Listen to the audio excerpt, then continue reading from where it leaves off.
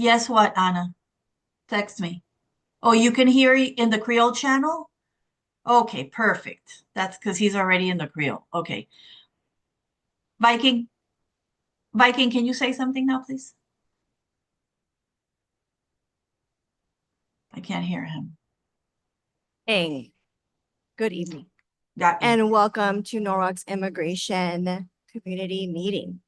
I am so excited to welcome all of you today, especially because it's International Migrants Day. So it's a perfect day to have this conversation. And we're thrilled to have all of you join us, both in person and virtually. We have folks joining us on Zoom and on YouTube Live. My name is Sarah Rendon Garcia. I'm a proud Norwalker. I came here when I was a child with my parents from Colombia and Venezuela, and I have chosen to raise my family in Norwalk. For my professional career, I've dedicated my work to the immigrant community, and you can see me in various roles in the community as a Norwalk Acts board member and in my day job as an assistant professor at UConn Stores in the Department of Human Development and Family Sciences. Today, my job is to keep us on track. And in the spirit of keeping us on time and on track, I have a few logistics and housekeeping to tell you. So first, I do want to tell you that the Attorney General is on his way. He is being held up a bit by traffic, but he will join us shortly. Also, for those of you that are on Zoom, we are offering Spanish and Haitian Creole interpretation services. You can access these services by selecting the appropriate language in your Zoom settings. You're also welcome to submit your questions in the Zoom chat. And during the Q&A portion of today's evening, we will start with questions from those that are here in the concert hall, and then be sure to address the questions of those on Zoom. So Zoom participants, please use the chat feature to submit your questions. For those of you here, you will have the opportunity to ask your question at the mic, or we have volunteers that are available. If you raise your hand throughout the evening, if you have a question come up, they will hand you an index card. And if you want to ask it anonymously, they will bring it up to me and I will ask the question. If you need help writing the question in Spanish, English, or Haitian Creole, please let one of the volunteers know by raising your hand. Another note is that we also have Spanish and Haitian Creole interpretation services available here in the concert hall. So if you need a headset, please visit the tables at the back of the room. And for those on Zoom, please know that only those of us on stage are being broadcasted on Zoom and YouTube Live. Okay, so now that we have that out of the way, it's my honor to introduce two of our incredible community partners who have been instrumental in making this evening possible. Elena Perez, who is the Executive Director of Building One Community, and Michael Donahue, Executive Director of Catholic Charities of Fairfield County. These organizations have been vital resources in supporting immigrant families in Norwalk and across the region. So Elena and Michael, please come to the podium.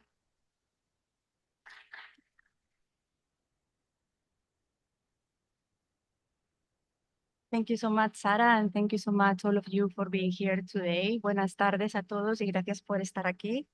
Bonsoir tout le monde. Merci peut-être de venir la journée. At BUNC, we have one central mission, and that is to advance the successful integration of immigrants and their families. We are based in Stanford, but every year we serve around 5,000 members of the immigrant community from all over Fairfield County. Many of them come from Norway. We believe in fostering a community where every individual, no matter where they come from, have the possibility and have the safe space to really become and have the resources to become contributing members of society and of the economy, like immigrants do every day. We do so by teaching English language learning, preparing for citizenship access, offering skills development, access to job, case management, academic enrichment, and we also have a solid team of lawyers that can help with those people who are facing complex immigration issues. But beyond programs and services, we also work hand in hand with community leaders, government officials, and partner organizations to ensure that the immigrant community is heard and that together we create a safe and welcoming place for everyone. This evening's gathering is all about that. It's an opportunity to come together as neighbors, as friends, as advocates, to reflect on where we stand as a community in the wake of the recent election. For many, especially for those who were here back in 2016, these are moments of uncertainty. And that's exactly why we are here. Our hope is that tonight's conversation will bring a sense of clarity and reassurance. B1C hosted a similar community conversation back on November 12th in Stanford, where Attorney General Tong joined local leaders like the ones that we have at this table today and addressed an audience of 400.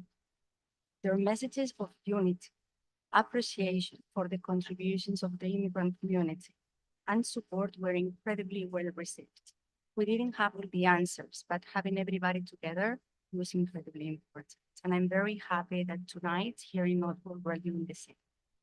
During the last 6 months, a Building One community has been committed to educating our staff, the immigrant community we serve, and other partner organizations, ensuring that we are all prepared as much as we can for the changes that certainly are going to come our way.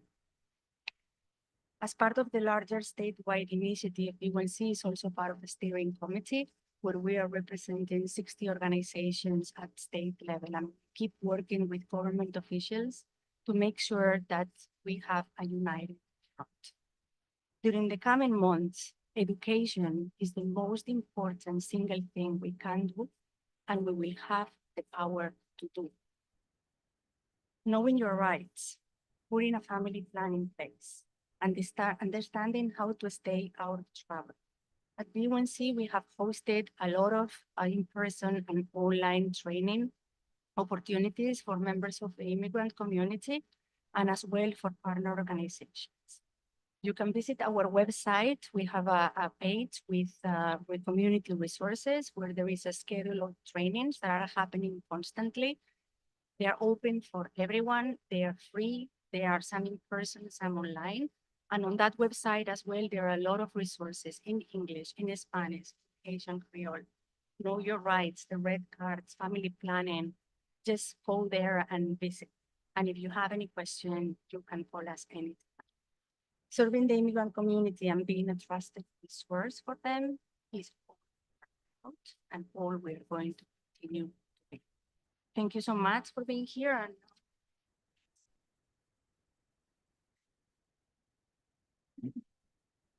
thank you, Elena.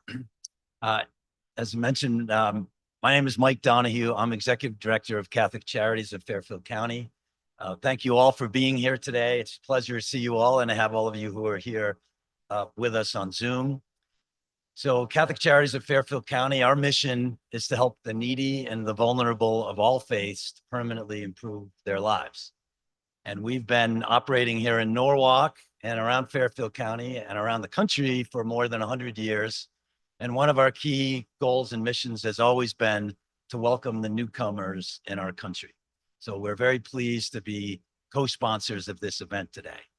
But I do want to thank Elena, especially for her leadership in this area. Elena and her team at B1C does phenomenal work. They created the template for an event like this that they had in Stanford with Attorney General Tong and an esteemed panel. And we're following that model here in Norwalk. And in early January, we're going to follow that same model in Bridgeport. So we appreciate all the great work that you do with the immigrant community, Elena, and your team at B1C. And I'd also like to really thank the panel. I know Attorney General Tong is not here yet, but we're certainly blessed and honored to have him with us as an immigrant himself. And we all know what a busy time of year this is, right? With the holidays and everything going on, but he's committed to come around to a number of these sessions. It's hard to say he's committed when he's not here yet, but I have a good feeling that he's going to be here before too long. So it's really an honor to have him as part of this panel. But I also want to recognize Mayor Rilling for his leadership and for being here today and being on this panel. And I also want to especially thank Lamont Daniels. For those of you in Norwalk, you should be so pleased to have Lamont Daniels as your head of social services for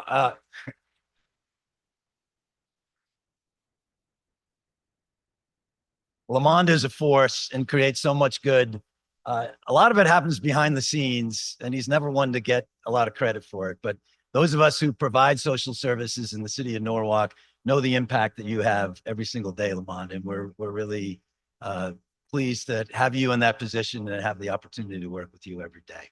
And just thank the other panelists, Chief Walsh and Dr. Estrella, the superintendent. We really appreciate you being here as well. And I know we want to turn it over to the panel. My main message, I just have one really caution for members of the immigrant community, because we've been encountering a lot of this lately. You know, whenever there is fear or concern, and there certainly is, and probably is reason to be concerned. Attorney General Tong just is here. Come on up.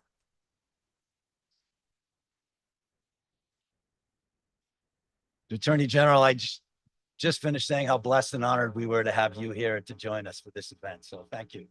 And I guess you know what I-95 traffic is all about. But anyway, I was just quickly going to go through the main caution that I have is that given the fear and the uncertainty that's in the immigrant community today, we're seeing a significant increase in what are called notarios who are out in the community, right? Whenever there's fear and uncertainty, there's always people that prey on that fear and uncertainty. So please speak to someone who's an accredited immigration representative. We have if I do admit, a great team at Catholic Charities that does this work each and every day, that provides affordable immigration legal services.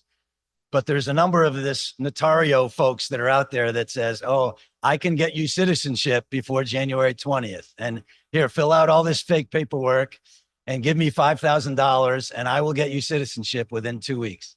Guess what? That doesn't happen. And it can even make things worse and increase your chances of being deported. So please speak to the B1Cs of the world. Most immigration lawyers are fairly expensive. I need to give a shout out to the head of our immigration legal practice and assistant director of our Norwalk office, Maria Palacios. Maria, if you could just stand and be recognized.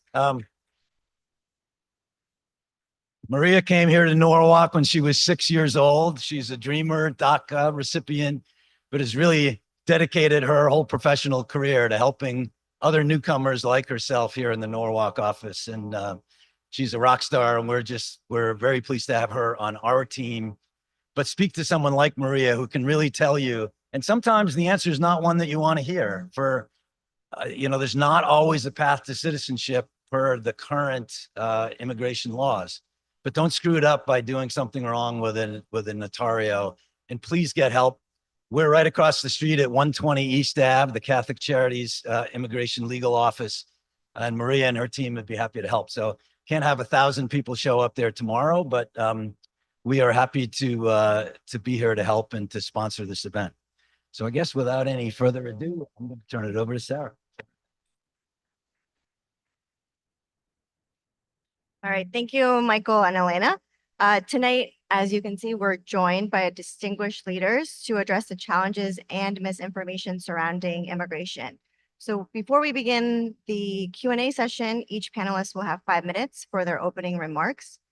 And now, to begin, we're pleased to welcome the Mayor of Norwalk, Harry W. Rilling. Mayor Rilling, the floor is yours. Thank you, Dr. Garcia. I want to welcome everybody to Norwalk City Hall. You know, we're here this evening because we care deeply about our immigrant community. Norwalk is very blessed to be a very diverse community, and that gives us our strength. That makes us unique. We know that the immigrant community contributes to our economy, contributes to our tax base, opens small businesses. They're an important part of our community, and we want to give the immigrant community all the information that you may need in order to protect yourself and to know what your rights are. We're also very blessed in Norwalk to have tremendous amount of resources available. And all you have to do is reach out to Lamont. Now, I know Mike Donahue, what he said, Lamont's going to ask me for a pay raise tomorrow, That's right. but so there's so many resources available. And I just want to reiterate what Mike Donahue said. Be careful. People are always trying to take advantage of others who may be fearful of something. In Norwalk, we're going to do everything that you can. And if you have any questions, reach out to my office, reach out to Lamont, reach out to the police department. You'll get information that you need in order to know what your rights are. And that's critically important. So before I stop, I do want to have all the elected officials here stand. We have members of the Common Council, members of the Board of Education. We have members of the state delegation. If you could just stand and let people see who you are and they'll know.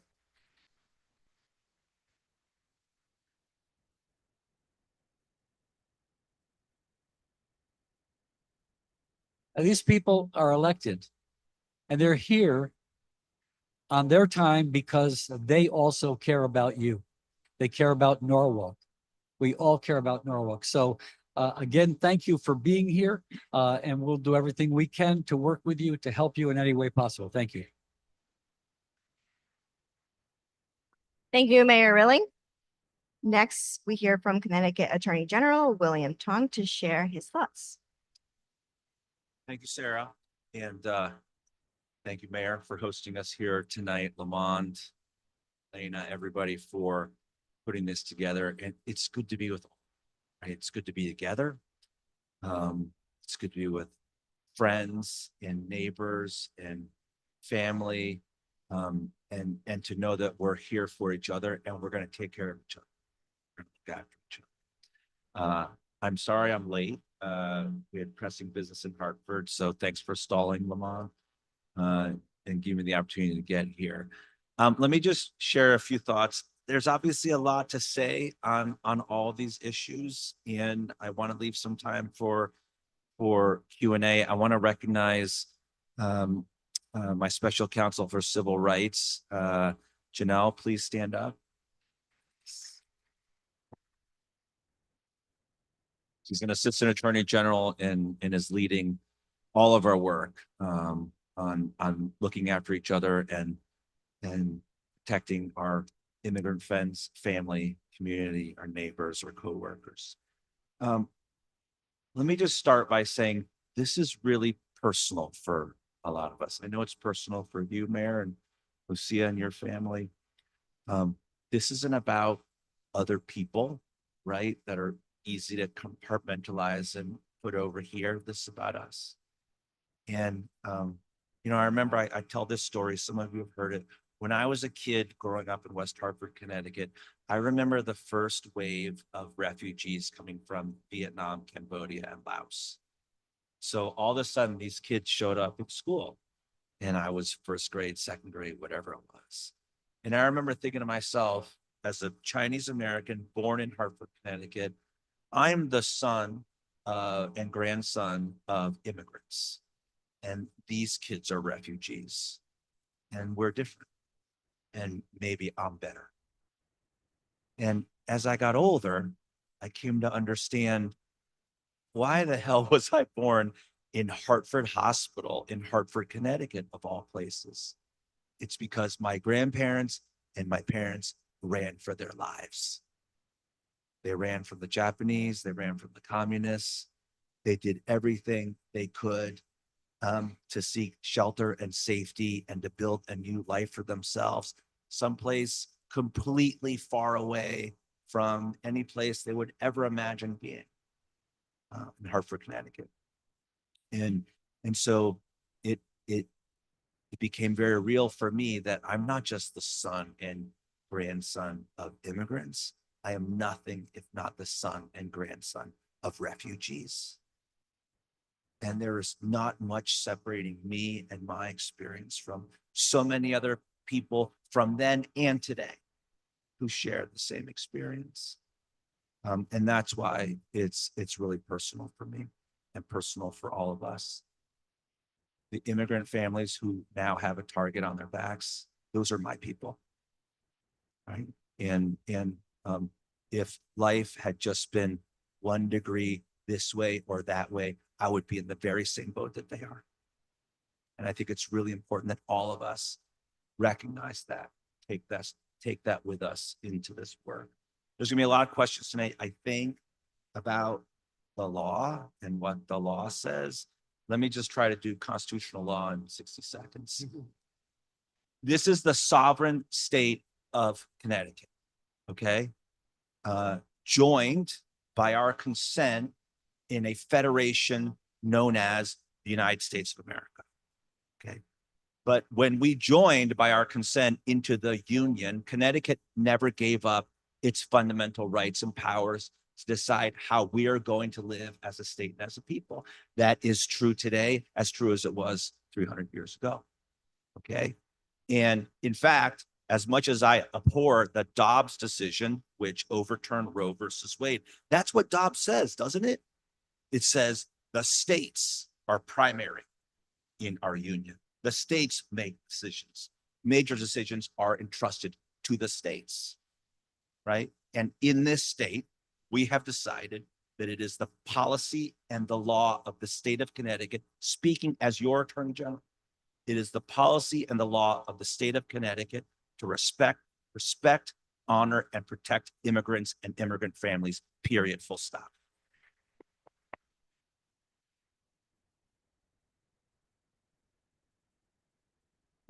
And that is what we're going to do. That is what we're going to do. And by the way, this is not a controversial statement because remember what I said? We are joined by our consent in a federation, and the states delegated limited powers to the federal government. Those powers include immigration. And so I don't want to sugarcoat it. The federal government has broad authority over immigration by design because it is something that the states decided we couldn't do each ourselves. It's something that we need a federal government to handle. So ICE has a lot of power and they have broad authority. And the truth is sometimes there's not a lot we can do about it. However, it's their job, not ours. And the law of the state of Connecticut and what we know as the Trust Act says, the federal government will do its job, we'll do our job. We don't have to help them. We don't have to do their job for them. Okay, and we're not going to. They're going to do their job. We're going to do our job. We're going to look after and protect each other. The final thing I'll say is, and you alluded to this, Mayor, this is going to get hard. And this is a day one thing, right? We know that the new administration has telegraphed that this is where they're going to go right away, and it's going to get ugly. All of us should feel free to speak and to stand up for each other. And frankly, in the new president's previous term, and frankly under President Obama too, the way we protected people was by rising up and speaking for them and building a firewall around families. But I want everyone to remember, these are real people, okay? These are real families with jobs, with homes, with mortgages, with families, with children, with relatives, okay? And I will speak for people as loudly and as forcefully as I can, but I am not going to put anybody at risk. And that's really important in this moment. They mean it, okay? What they're saying, they mean it. And so what I've said to people is, I will have a press conference. The mayor and I'll have a press conference. We'll bring the chief along, but I will not have an undocumented family standing next to me. Okay, we have to remember that we can't put people in harm's way. As much as they may want to speak, my counsel to people who have complicated immigration status is keep your head down, stay safe, take care of yourself and your families, and let us do the rest. Thank you.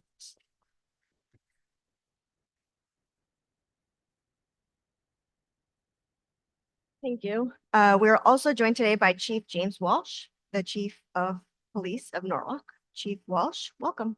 Thank you. Good evening. I'm here this evening to address the concerns regarding immigration enforcement, to clarify the Norwalk Police Department's role in cooperating with federal immigration authorities. The Trust Act of 2013, rewritten and strengthened in 2019, created guidelines for how law enforcement agencies in Connecticut work and cooperate with U.S. Immigration and Customs Enforcement, commonly known as ICE.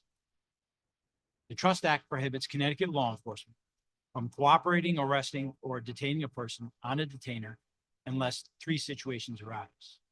The detainer is accompanied by a warrant issued by a judicial officer.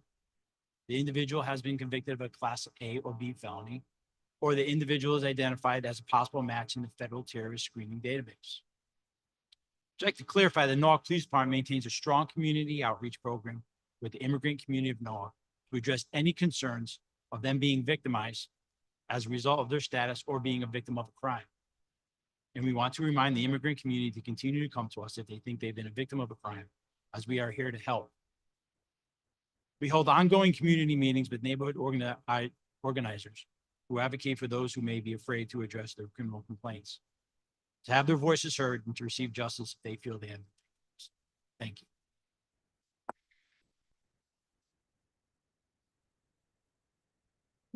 Next, we're joined by Dr. Alexandra Estrella, Superintendent of Norwalk Public Schools. Dr. Estrella, the stage is yours. Good evening, everyone, and welcome to this important event. As a child of immigrant parents who came to this country seeking a better life, I firsthand understand the importance of the conversations that are happening here today. Because as a 5-6-year-old, I was in many rooms where many of my relatives and friends were talking about the complexities of immigration in this country and the fear of not being able to continue working towards their American dream. And as the superintendent of schools, to me, it is so important to stand in solidarity with our families in making sure that our students, when they come into our schools, feel safe, feel protected, and able to learn and grow. The diversity of Norwalk is one of the things that makes Norwalk special, unique, and great. And we don't want to lose sight of that because of some of the challenges ahead.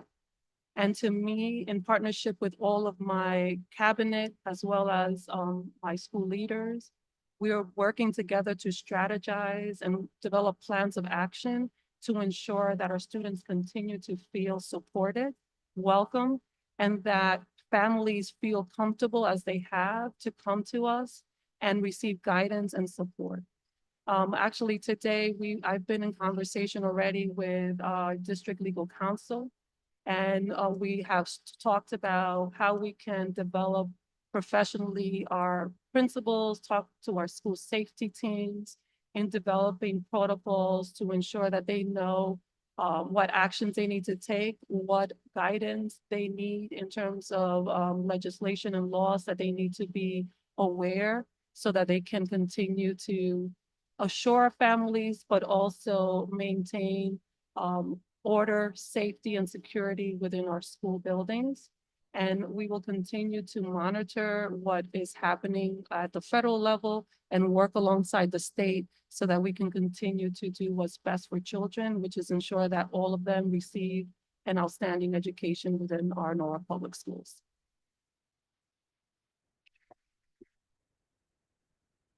Thank you.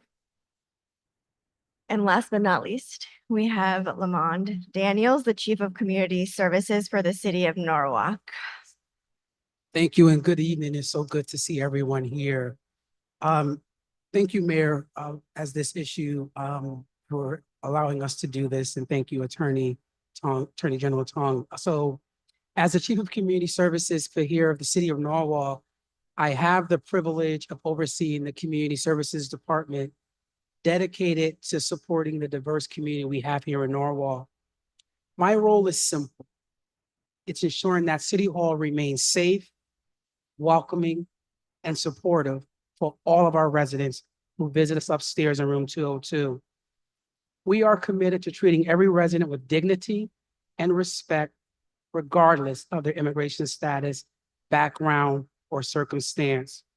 Our goal is to make sure that everyone who comes to see us is seen, heard, and supported. and we are here to provide accurate information, offer guidance, and connect you to the resources you need. One of the great strengths of our office is our team. Our staff is multilingual and culturally responsive, which helps us ensure that we meet the needs of our community. Many of our team members bring their own personal experiences, which help deepen their understanding of the challenges you may be facing, allowing us to provide compassionate and effective services. We were most recently recognized for our Community Resource Hub, and I want to thank the mayor for that. Our Community Resource Hub here in the city of Norwalk is a valuable resource for every resident who has called Norwalk home to ask for information and assistance. While we do not directly provide directly provide services, we can connect you with trusted partners in organizations that specializes in the services and support services you may need. And I'll close with this. I encourage all of our residents to make use of our resources available here in Norwalk. And always remember, I think the Attorney General said this, that you are not alone. Thank you.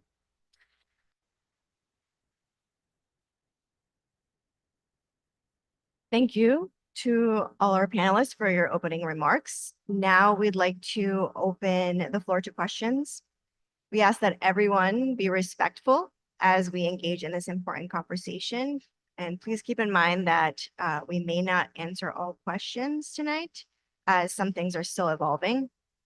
So if you have a question, you can come up to the microphone. There's one at the end of each aisle. We'll also have index cards available so you can raise your hand. We'll have people walking by, so maybe you can just call out to them if you don't want to raise your hand. They can also help you write the question if you would prefer. And we ask everyone, whether you're writing it or coming to the mic, to please keep your questions brief and make sure that you are asking a question. And our panelists are here to provide accurate information, so please take full advantage of their expertise. And as a reminder for those of you on Zoom, please submit your questions via the chat. And we will address the questions in the room right now first, and then the ones in the Zoom chat. Thank you. Welcome. Buenas noches, mi nombre es Carmen Lanche, soy la directora de la organización Comunidades Sin Fronteras aquí en Norwalk y mi pregunta es, el Trust Act existe desde el año 2019.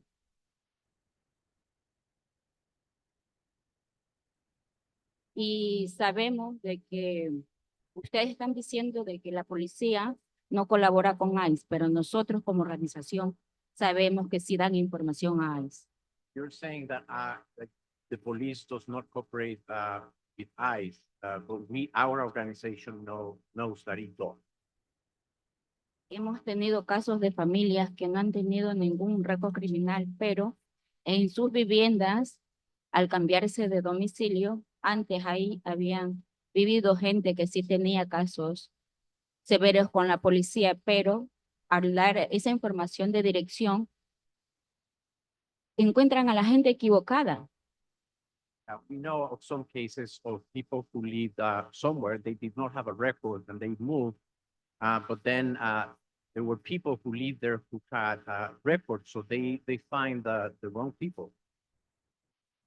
Entonces yo pediría, como miembro de la comunidad, que la policía por favor se cerciore de que esa gente mala So I would ask their organization that the police make sure that bad people se asegure de que sigue viviendo ahí para dar esa información. Sí, make sure that they know the right information or they give that information.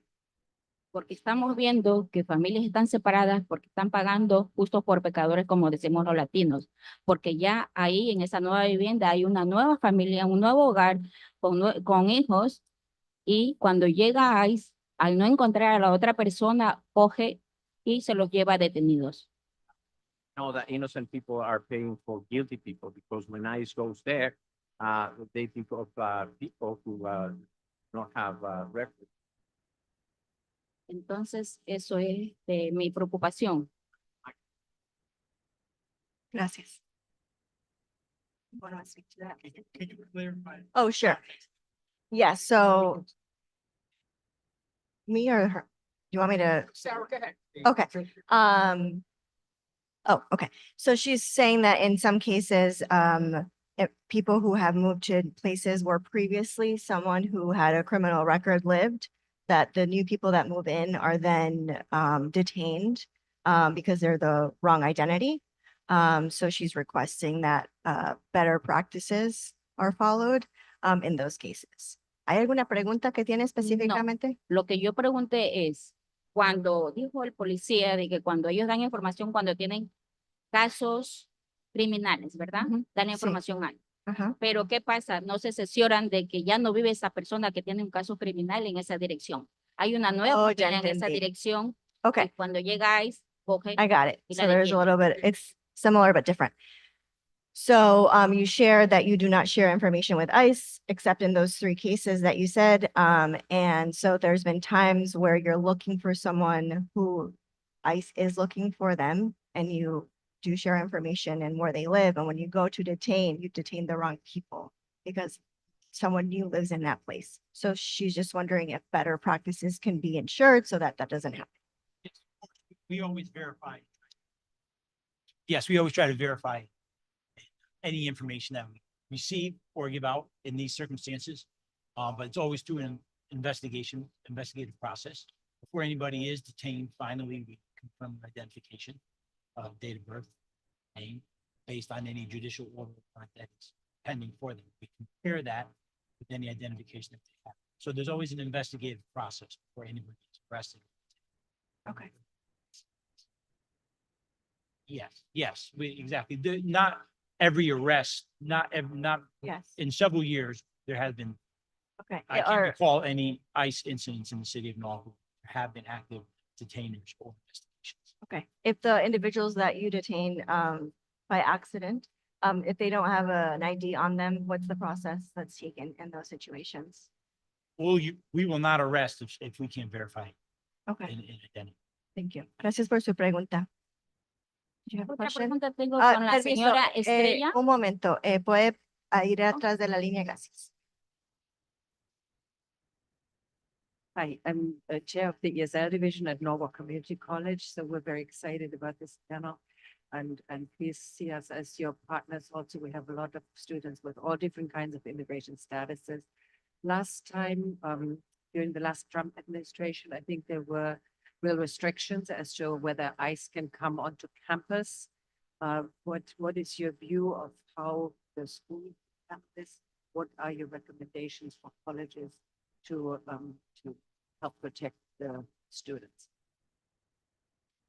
Norwalk Community College falls under the state police jurisdiction. So we don't have any say what occurs. We only respond there if something emergency aid or critical, but all the Connecticut colleges fall under the police department that governs the local colleges and the Connecticut State Police.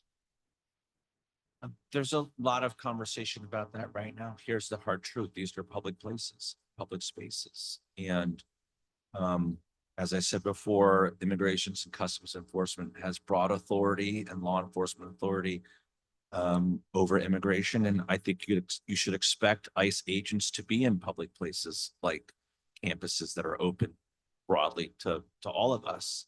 I think that I think that universities and university administrators should have conversations about how they protect their campuses, particularly in confidential or closed spaces on campuses, right? And I think there's a lot of discussion about this subject at the state level right now, and how we deal with that issue. There aren't a lot of easy answers because students need to be able to go to class and professors need to be able to go to class and go in and out of buildings. But I think what you're hearing across the country from universities is that if you are a non-citizen student and you're out of the country, you should come back now. And if you're here and whatever you need to do to get your student affairs in order, your housing in order, you should do that now. And you should do everything you can to button up whatever, when I say status, your whole status as a human being, you should button all that up so you minimize the risks that you face in getting housing, in getting access to, credit card financing, all the things that you need, student loans, everything that you need to make your life as safe and successful as you can here. Thank you. I have a couple of questions from the audience. I think the first one is for the chief of police, and it's in Spanish, so I'll read it in Spanish first and then translate it. ¿Qué pasa si la policía detiene en un semáforo a alguna persona con orden de deportación? Pero esa persona tiene esa orden solo por no tener documentos, pero antes de la orden de deportación no ha cometido ningún delito. So Chief, what the person wants to know is what happens if the police stops someone, let's say in a traffic light or so on, and that person has a deportation order, but that person before, the reason why they have the deportation order is because they don't have any documents, but they have not ever committed any crimes. If a Connecticut State Police officer stops solely for traffic enforcement and throughout the investigative process, a civil detainer is found that there's no custody of that, they'll just process it as a traffic arrest, traffic ticket, warning violation. Thank you. Thank you. And so, and I also have one for the Attorney General from the, so the question is about the Trust Act. And it says, we understand that the Trust Act prevents local police from cooperation with ICE. We also should expect that the Trump administration will withhold funds if you, enforce the Trust Act. This is a state issue, not local issue. But does anyone have any opinion on how Governor Lamont thinks about this problem? And, what can we expect regarding federal funding? I know that Governor Lamont feels as I do, that again, it is the policy of the state of Connecticut and is largely the law of the state of Connecticut to respect, honor, and protect immigrants and immigrant families. I have to say that over and over again because I want people to hear us, that that's what we believe. And that's what the law reflects. I don't see a conflict with the Trust Act in federal law. Like I said, they have their job, we have our job. All the Trust Act says is you do your job, don't make us do your job for you. Okay, and that's why I think, frankly, it's not that controversial. No, I know that people will disagree with me, but that's my position.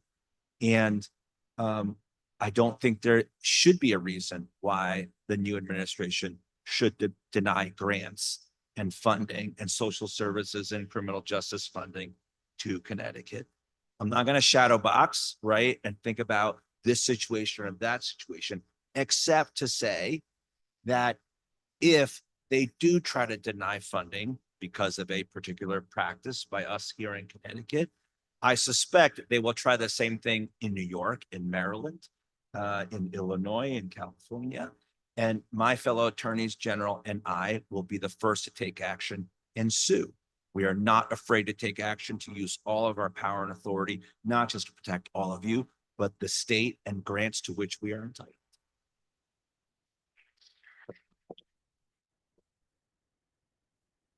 Maria.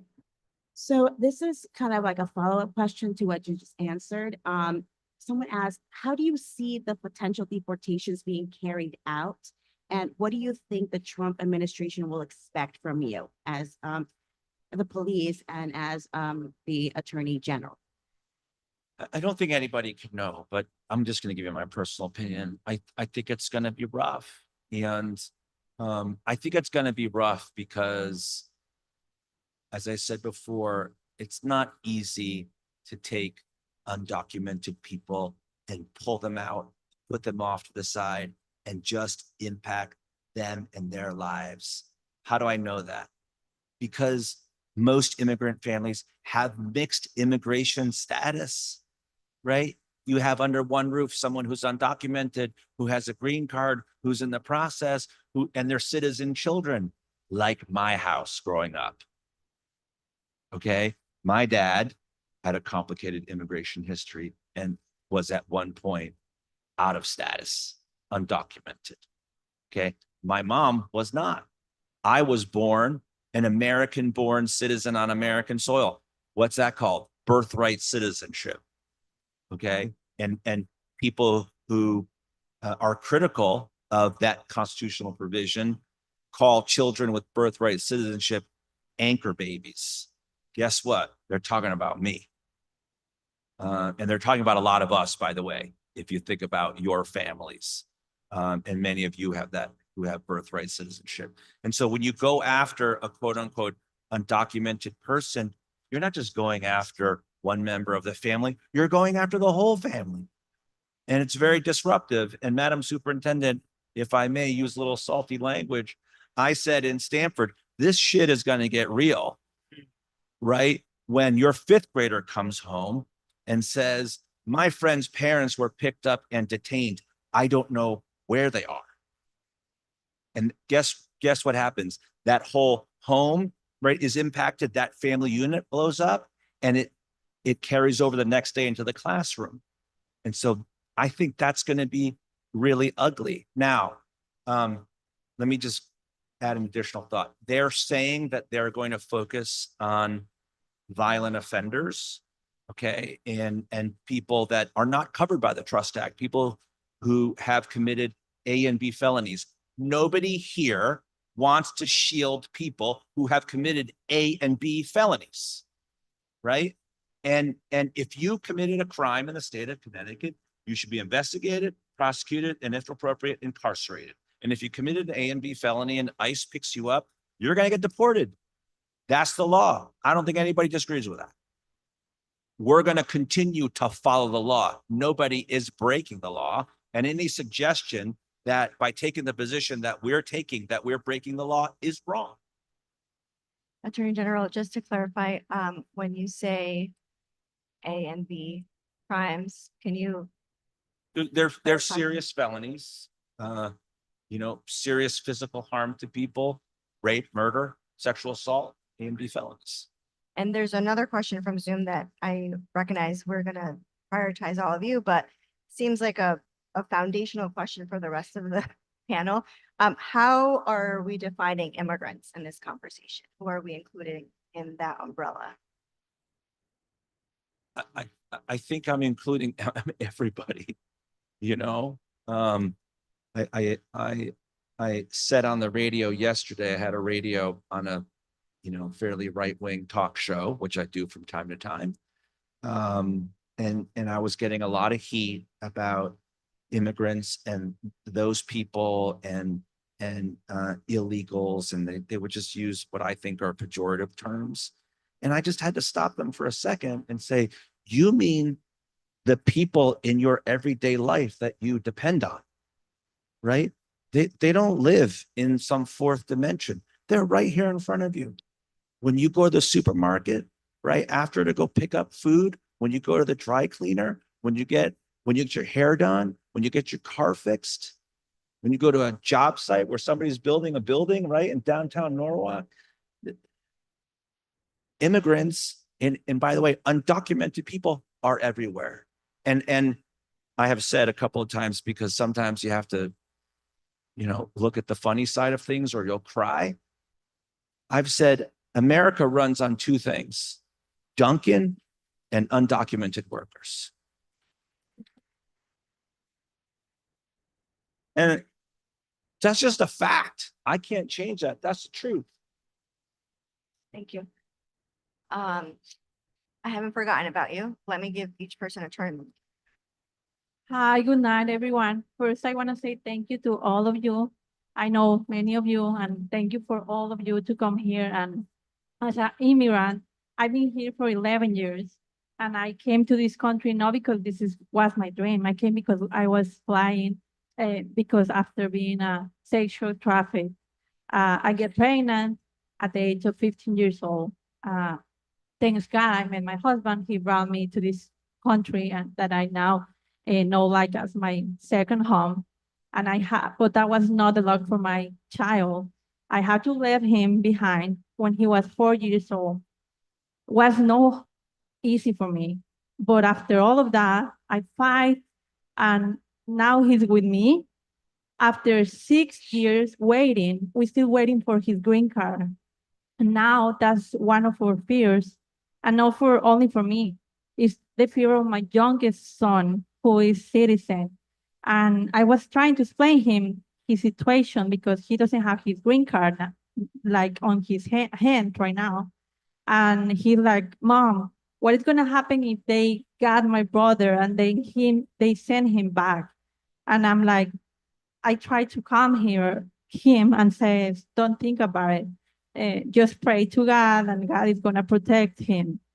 But my question is, after all of that, all the fear that is outside, even with me, because I think in the same thing, and I try to just put a mask on my face and pretend everything is fine, and my son is gonna be okay. He's gonna get his green card before everything happened. There is many kids outside in Norway schools suffering in silence, and they don't have the same luck as my son because he was able to fix his status, but many of those kids, they can't. And it's not because they don't want it or because their parents don't want it to fix it. It's because there is no any law. It's nothing there that they can change their status. So how the schools of Norwalk are gonna help those kids that are living in fear, and many of them don't have any health insurance that they can go to get emotional support, psychological support, and they are suffering in silence, full of fear. Thank you again.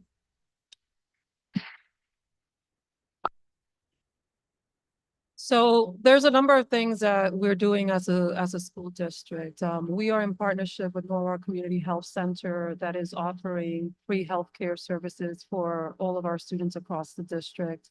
And if you know of families that need care, actually in a few weeks, we will be also having the grand opening of a family health center at the family center. That sounded redundant. Where we will not only provide services for our children, but also our families. And I think it's really important for the community to know that because those resources will be available, particularly in these difficult times. We also have partnerships with Mid-Fairfield that offer mental health services, not only what we offer within the schools, but also offering services beyond the school day that I think are critical to support our families. While students are in school, all of our schools have social workers, school counselors that are ready and able to work.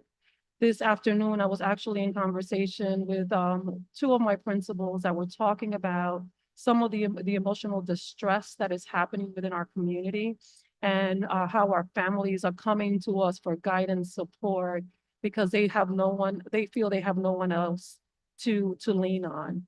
And we have been advising them of the services that we have available within the school. And I encourage everyone in this room, if you know of someone that has children within our school system that needs that support, to please encourage them to reach out to their principals, to their teachers, because we do have the services within our school system to alleviate some of the emotional distress that exists within our community as we speak.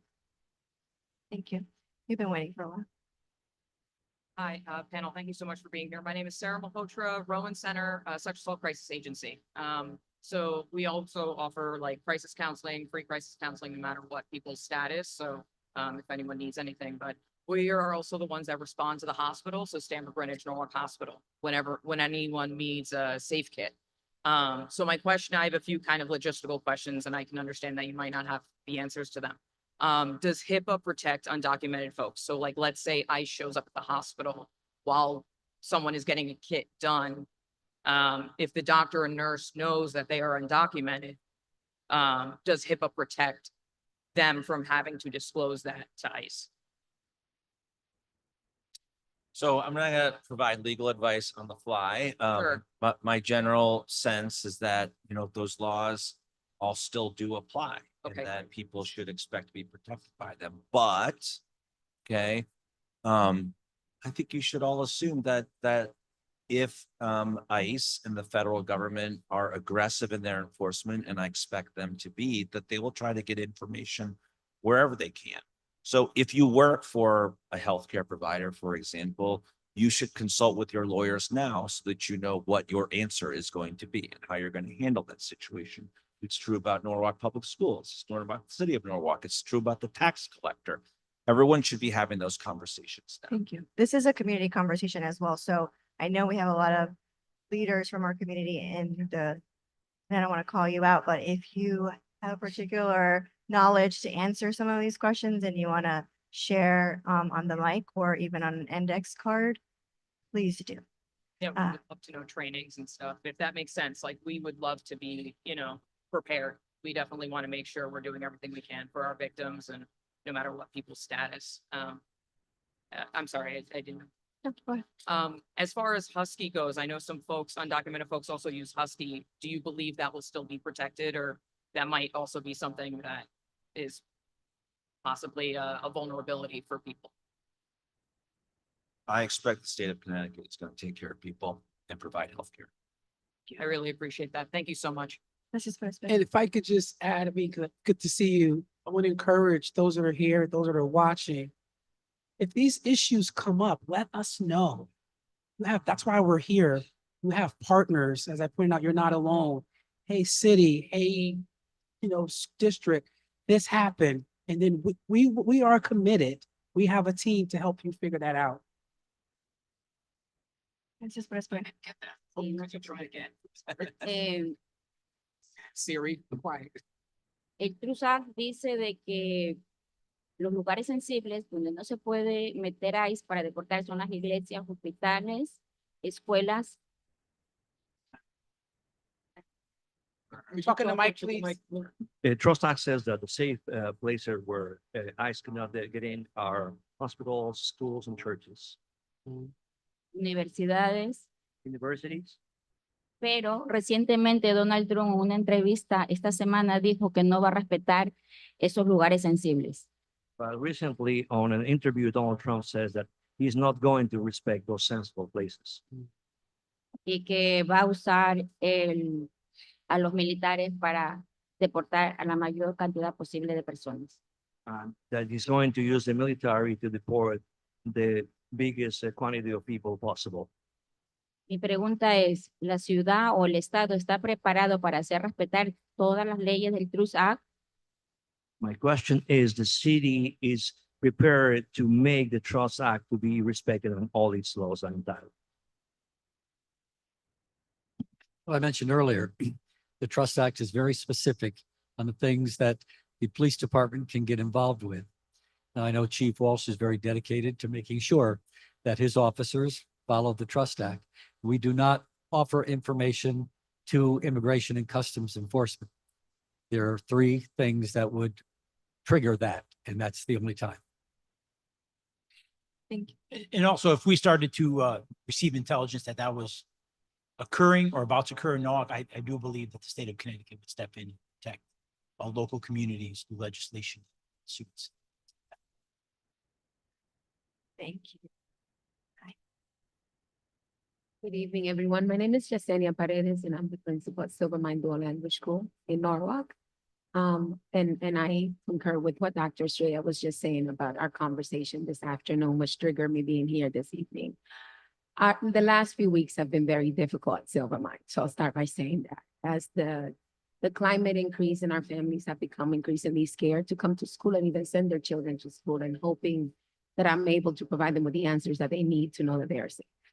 And also ensuring children that their friends are going to be safe, because it's not only the children that are going, it's also the children that are sitting in the class with those kids that have been with them for the years that they've been in our school.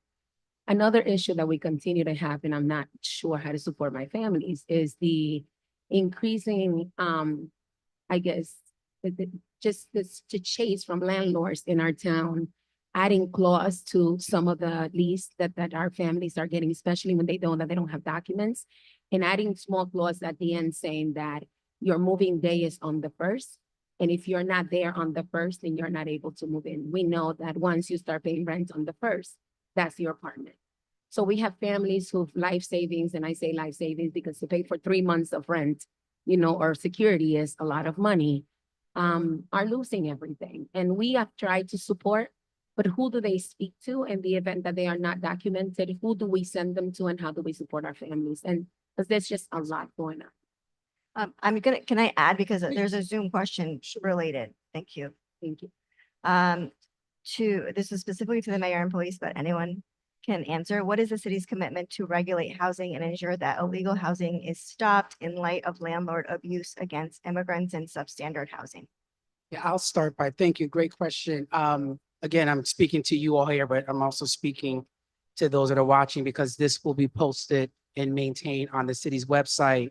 So for any Norwalk resident, your city offers a fair rent office where residents can file a complaint confidentially. And we have some of our commissioners here, and they review that case to look at if your rights have been violated as a tenant. So we would encourage tenants, residents to please come to City Hall, room 202, and talk to our fair rent counselor. And we will work through what the laws allow us to do. I'm joined here by my Director of Human Services. I see some of our commissioners here, and come visit us so we can look at the case. We have been hearing a lot about that, and but we don't know unless you come, and we encourage you to come, and so we can support you and better understand what's going on, so we can then help you resolve the issues. But we've heard that, and we are seeing that on a daily basis in our department.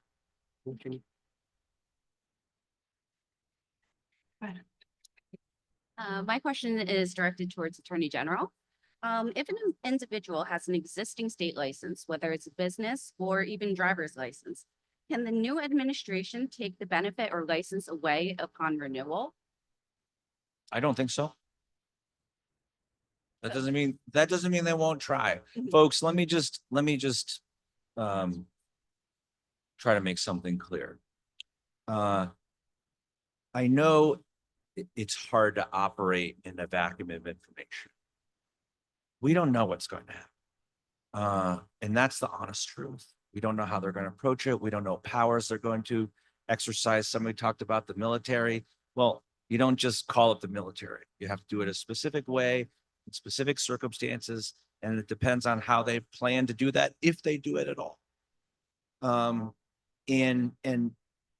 Lawyers can always be counted on to come up with a new theory and a new approach and a new argument.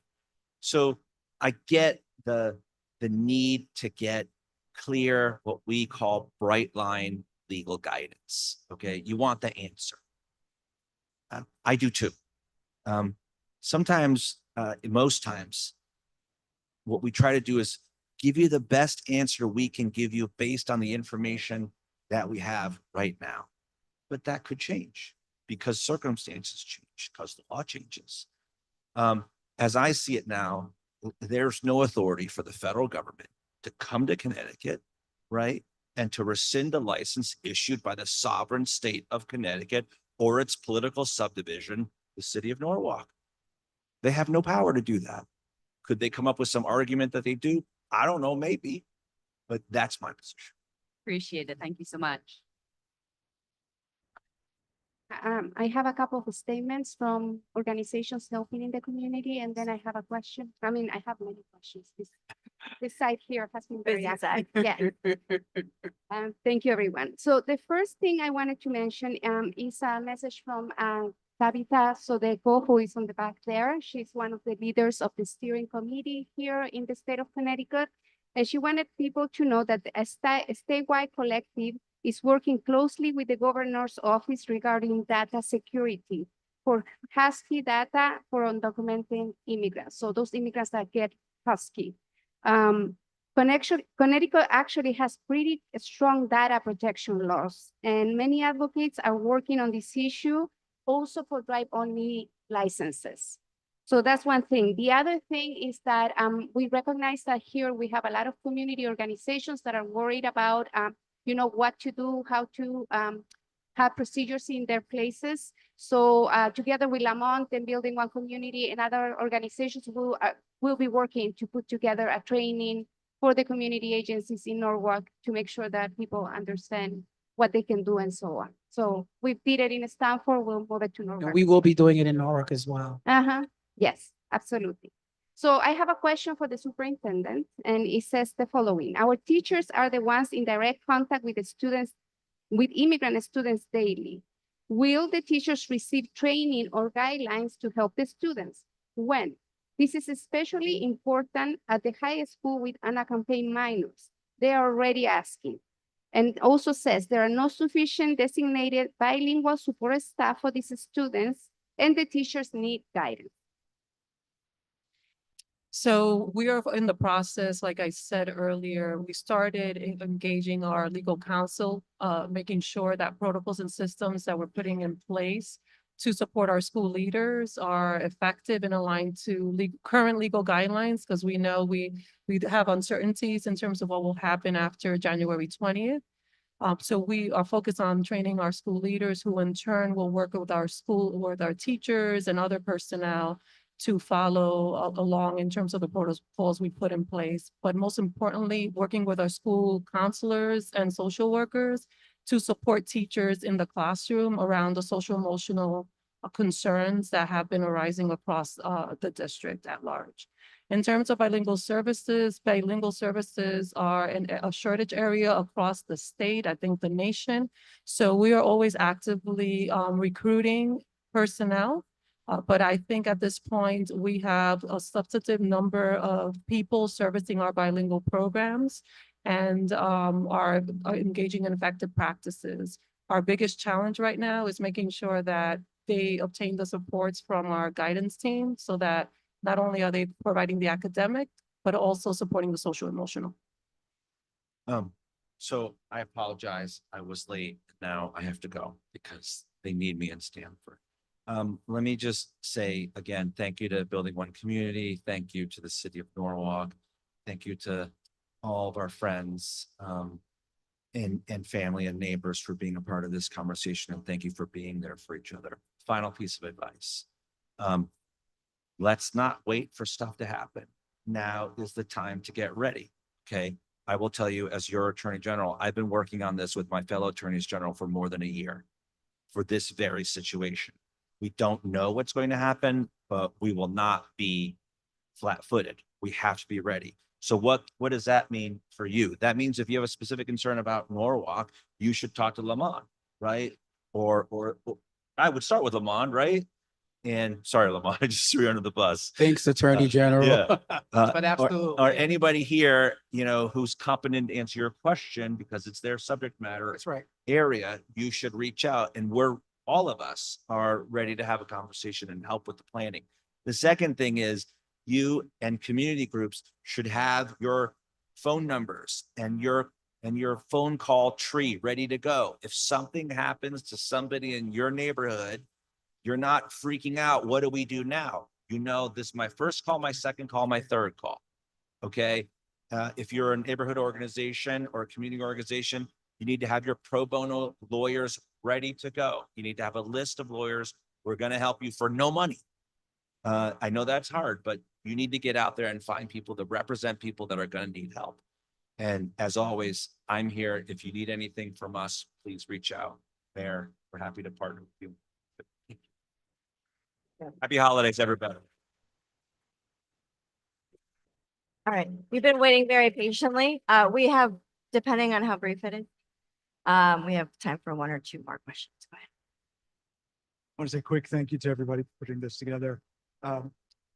Quick story, this morning, my fiance and I were walking to a grocery store when we found across our path a list or a scatter of flyers with some rather inappropriate language being disseminated and spread.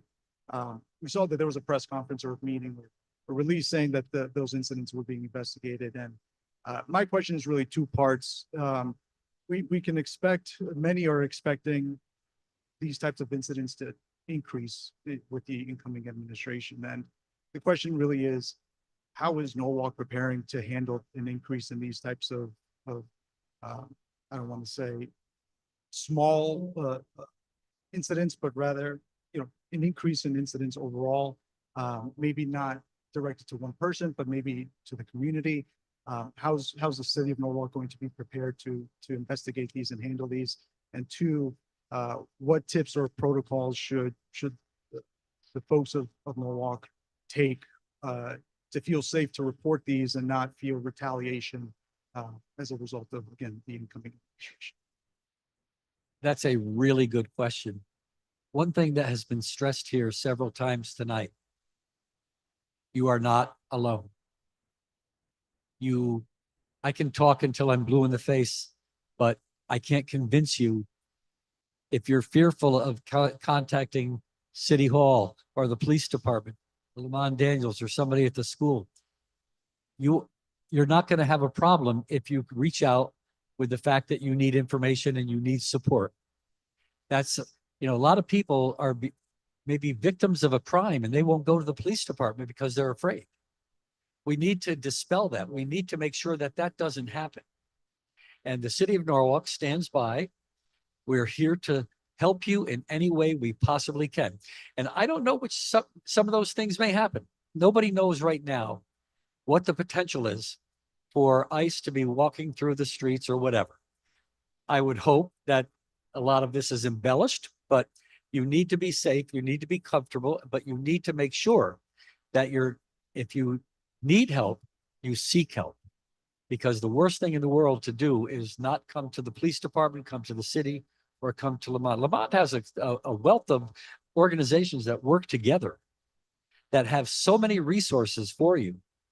We have resources with housing, with support, mental health, social, emotional. We have so many ways, so many organizations that are here to help for free. And so don't be afraid to ask for the help. And you are not, stress it again, you are not alone. We are here to work with you, to help you in any way we possibly can.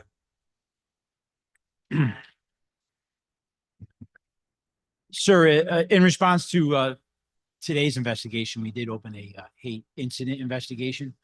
In the Norwalk Police Department, we actually have an embedded hate crimes unit that are specially trained.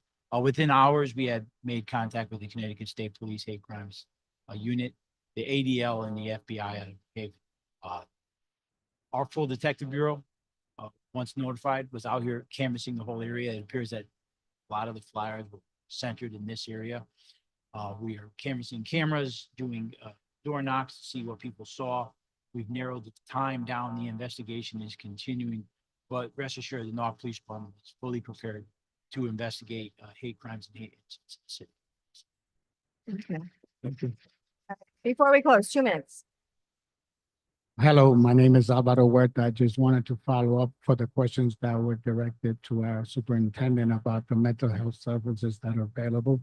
I am a clinician for the LINK program with Mid-Fairfield Community Care Center. And I just wanted to follow up and let you know that we have clinicians specifically for immigrant, both documented and undocumented, at no cost in both high schools, middle schools, and elementary schools. So those are the supports that, in coordination with the public schools, we are bilingual clinicians and care coordinators to help. And anybody can refer to our programs, teachers, principals, parents, friends. So we do have these services at your disposal. I just wanted to follow up. Thank you. Okay, so we have to close our meeting. I'm sorry we didn't get to all the questions. But as we approach the end of our meeting, I'd like to welcome Jennifer Arjona, CEO of Norwalk Acts, to the podium to provide closing remarks.